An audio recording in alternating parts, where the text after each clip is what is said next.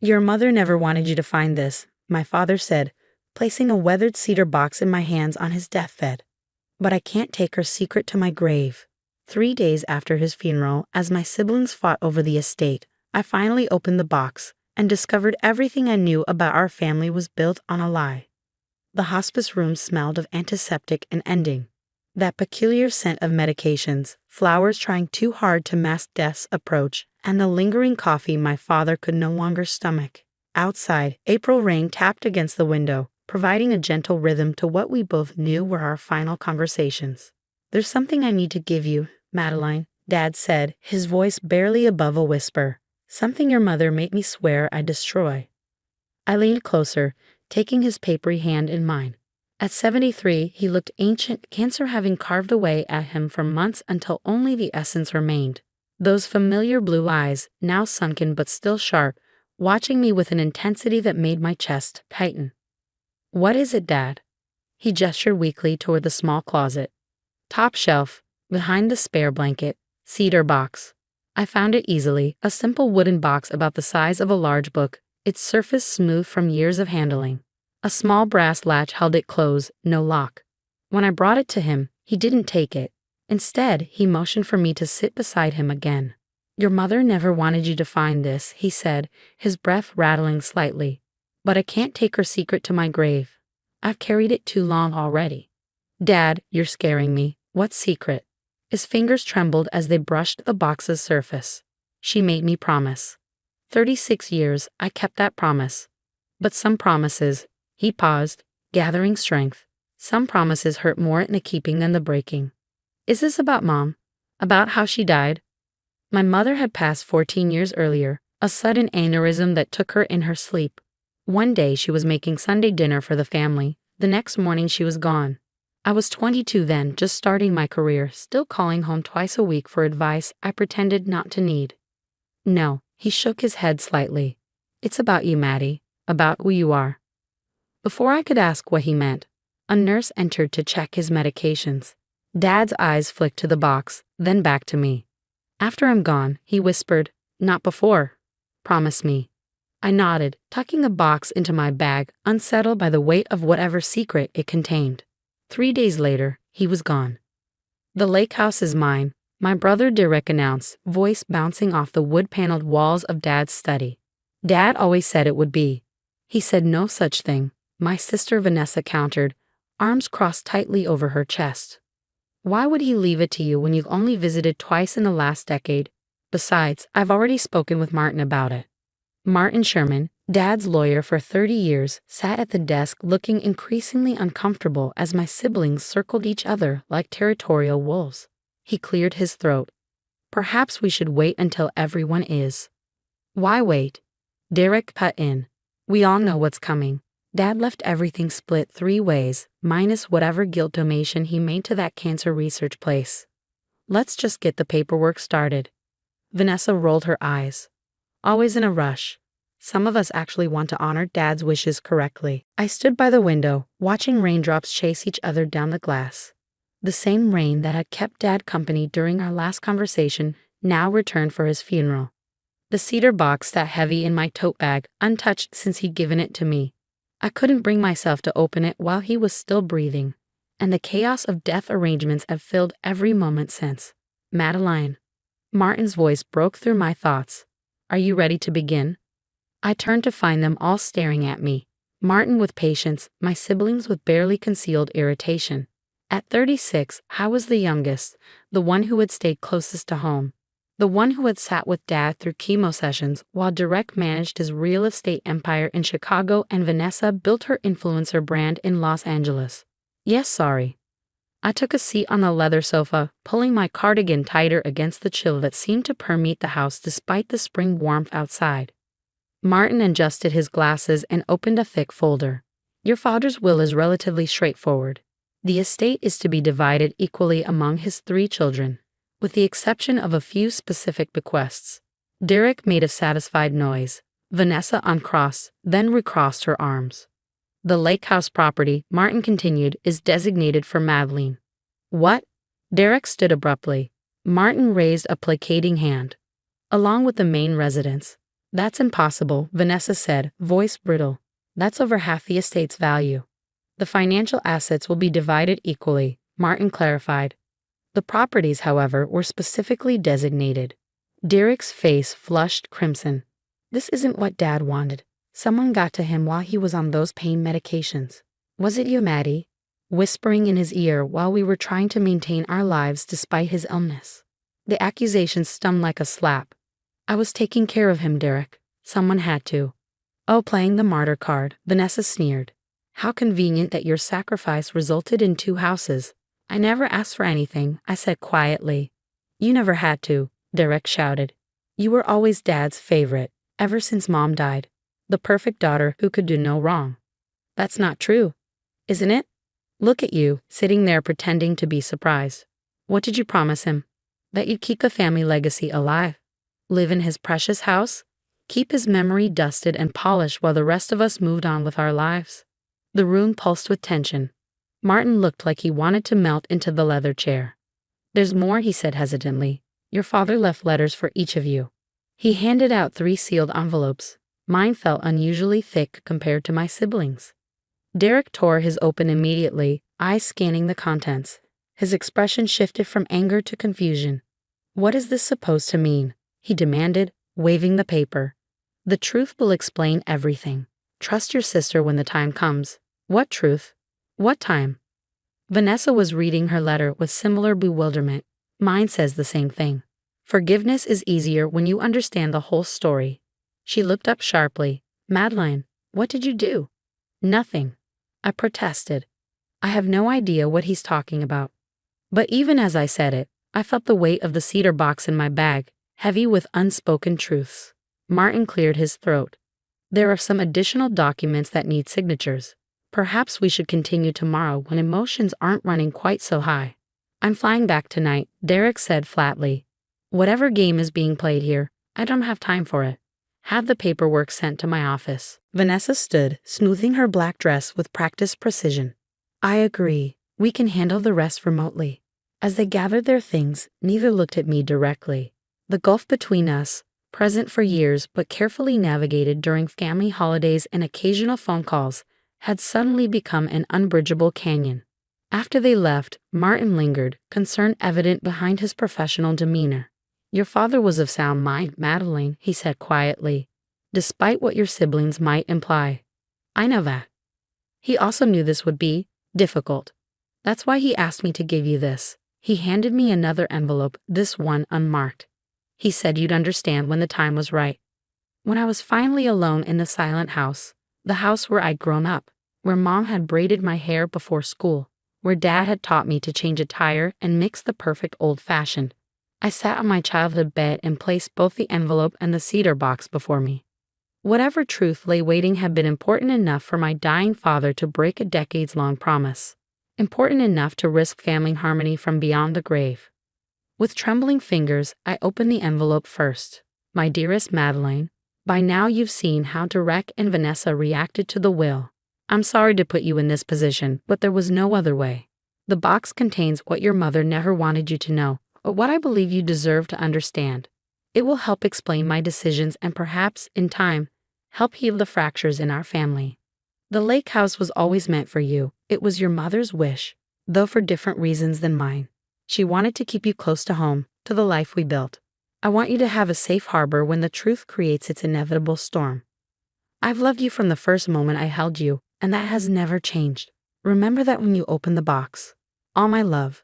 Dad, I stared at the letter, confusion and dread building in equal measure. With unsteady hands, I reached for the cedar box, releasing the small brass latch. Inside lay a collection of items carefully arranged, a bundle of letters tied with faded blue ribbon, a small velvet jewelry pouch, a handful of photographs I'd never seen before, and a document folder with official-looking papers.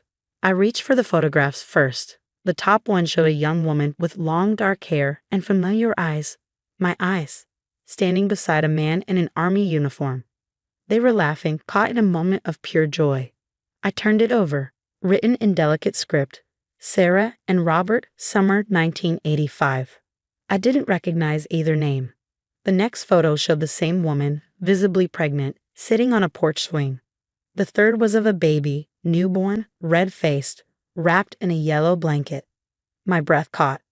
The blanket had a distinctive pattern I recognized, tiny ducks marching along the border. I had seen it before, in my own baby pictures. With increasing urgency, I opened the document folder. On top lay a birth certificate, the baby's name, Madeline Sarah Collins. Mother, Sarah Elizabeth Collins. Father, Robert James Foster.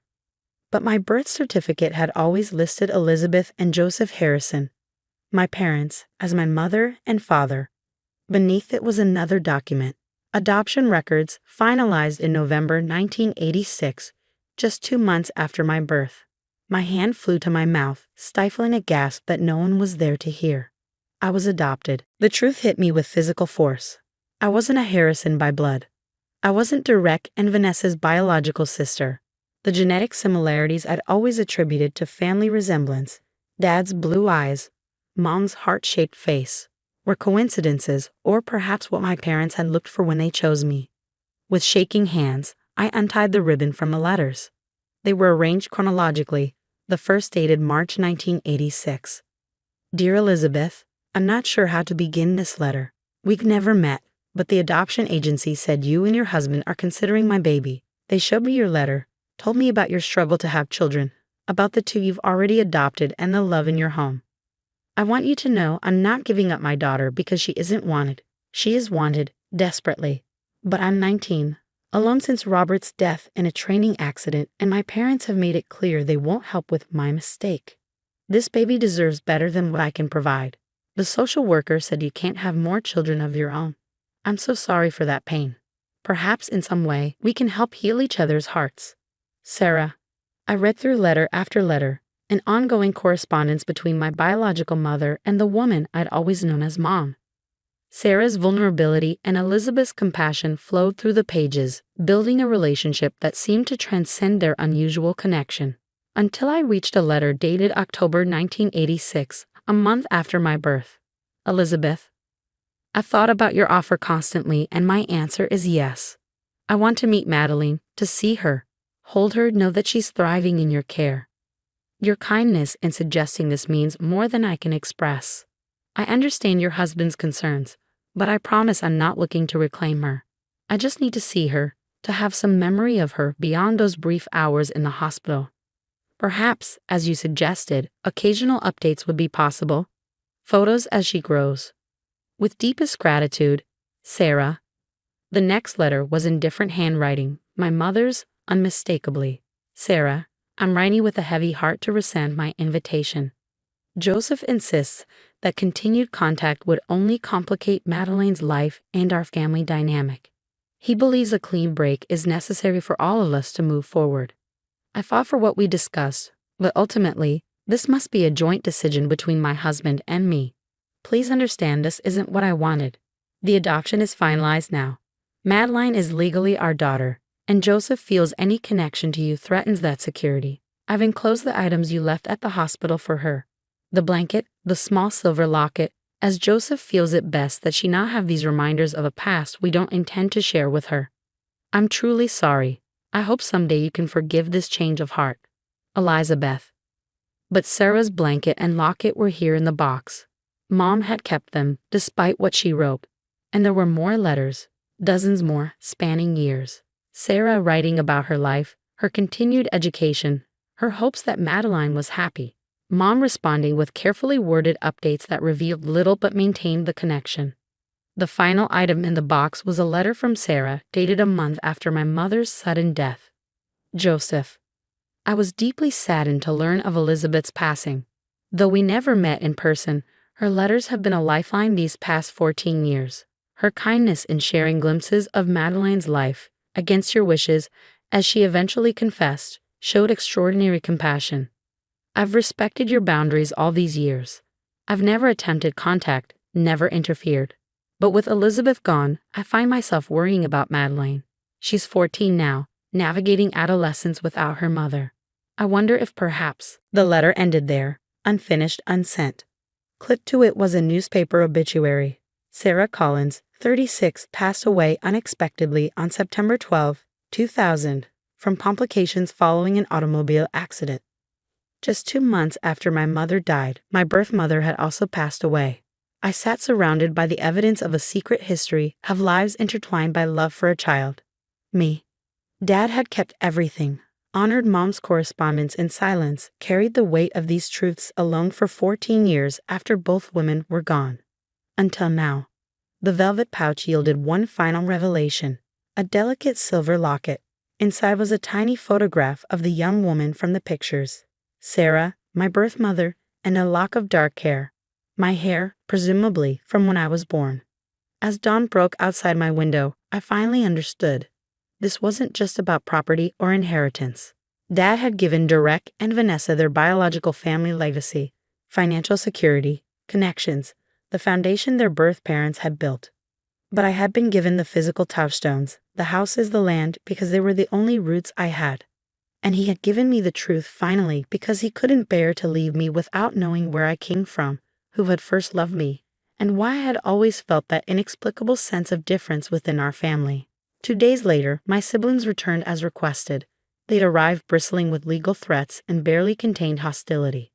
"This better be good," Derek said, dropping heavily into Dad's leather armchair. "My lawyer says we have grounds to contest the will based on undue influence." Vanessa hovered near the doorway as if afraid to fully commit to the conversation. "I can't stay long. I have a flight at 7. "It won't take long," I promised, gesturing to the dining room table where I'd arranged the contents of the cedar box. "There's something you need to see. If this is some sentimental trip down memory lane to justify why you deserve." "I'm adopted," I interrupted. The words hung in the air, stunning them into silence. "What are you talking about?" Vanessa finally managed. "Dad gave me this before he died." I placed the cedar box on the table. It contains letters between my birth mother and Mom, along with my original birth certificate and adoption records. Derek's expression shifted from anger to disbelief. "That's impossible. Mom and Dad never said." "They never told me either," I said quietly. "But it's true. I verified the documents. I was born to a 19-year-old woman named Sarah Collins in September 1986. Her boyfriend, my biological father, died before I was born. Mom and Dad adopted me when I was 2 months old." Vanessa approached the table slowly, picking up one of the photographs with trembling fingers. "Why wouldn't they tell us? We were already 8 and 10. We would have remembered if a baby suddenly appeared. According to the letters, they brought me home while you were visiting grandparents during fall break. By the time you returned, they had created a story about Mom being pregnant and delivering while you were away." "But that's..." Derek shook his head. "We would have known." "Would you? You were children. You believed what they told you." Vanessa was flipping through the letters now, her earlier hostility replaced by stunned fascination. "This is Mom's handwriting." "Yes." I sat down, suddenly exhausted. Dad kept everything. He promised Mom he'd destroy it all. But he couldn't. And before he died, he decided I deserved to know the truth. Derek ran a hand through his hair, his anger deflating. "So the will." "The will was Dad's way of trying to be fair," I explained. "You two received your biological family legacy. I received the physical places, the houses, the land, because they're the only roots I have." I paused, swallowing against the tightness in my throat. "I'm not genetically connected to the Harrison name or history." "That's ridiculous," Vanessa said, looking up from the letters. "You're our sister." "Am I?" The question came out smaller than I intended. These past few days, it hasn't felt that way. Derek studied the birth certificate, then looked at me, really looked at me, perhaps for the first time in years. "Jesus, Maddie. This is a lot." "I know." "Why didn't they ever tell you?" Vanessa asked. I gestured to the letters. "It seems they intended to, originally. But Dad was afraid I'd want to find my birth mother, afraid it would complicate our family. Mom kept in secret contact with Sarah anyway, sending updates, but never told me. And now they're both gone," Derek said quietly. "Sarah, too." I nodded. All 3 of my parents died without my ever knowing the truth. A heavy silence settled over the room, broken only by the sound of papers being gently sorted and examined. Outside, rain had given way to tentative sunshine, light filtering through Dad's study windows in dusty beams. "I don't want to fight over the will," I said finally. "That's not why I asked you here. I just thought you deserved to know why Dad made the decisions he did. And I wanted you to know who I am, who I've discovered I am. Derek sat back, his earlier combativeness completely dissolved. The lake house was Mom's favorite place. I know. She used to say it was where she felt most at peace. I smiled faintly. She told me once it was where she fell in love with me, something about the way I laughed when she first dipped my toes in the water. Vanessa wiped at her eyes, suddenly glossy with tears. I remember that day. I was so jealous that you weren't afraid of the water like I was. You were afraid of the water? I asked, surprised. Vanessa had always seemed fearless to me, the confident older sister I could never quite measure up to. Terrified.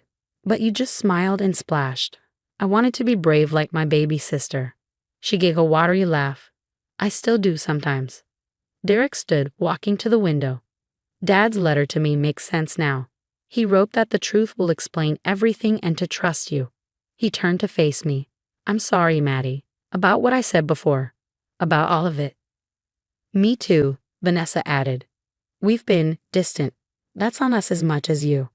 I felt something shift inside me, a loosening of the knot that had formed when I first opened the cedar box.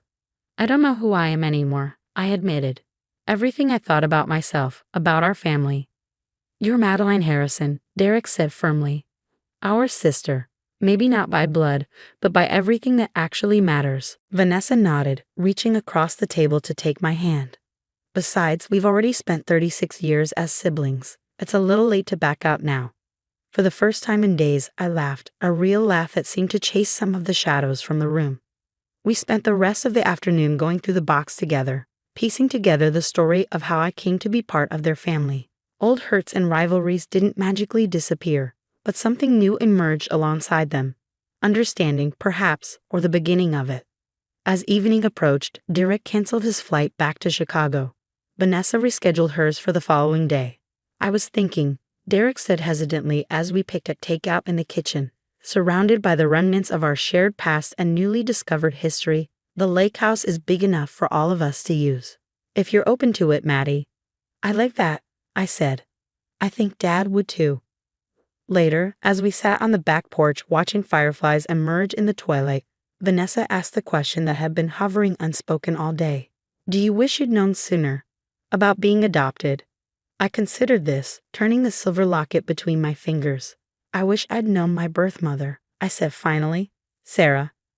I wish I could have thanked her for the difficult choice she made. But knowing or not knowing wouldn't have changed who raised me, who loved me. I looked at my siblings, still my siblings, despite everything. Who my family is. The cedar box sat open on the table between us. Its secrets finally aired after decades in darkness. Dad had been right. The truth had created a storm, but also the possibility of healing. 3 letters lay beside it, different in content but united in purpose. A father's final attempt to bring his children back together. In the end, it wasn't the houses or money that mattered. It was the understanding that family, whether formed by blood or choice, by birth or adoption, by shared history or shared future, was both more fragile and more resilient than any of us had realized. And sometimes the most important truths are the ones we discover together.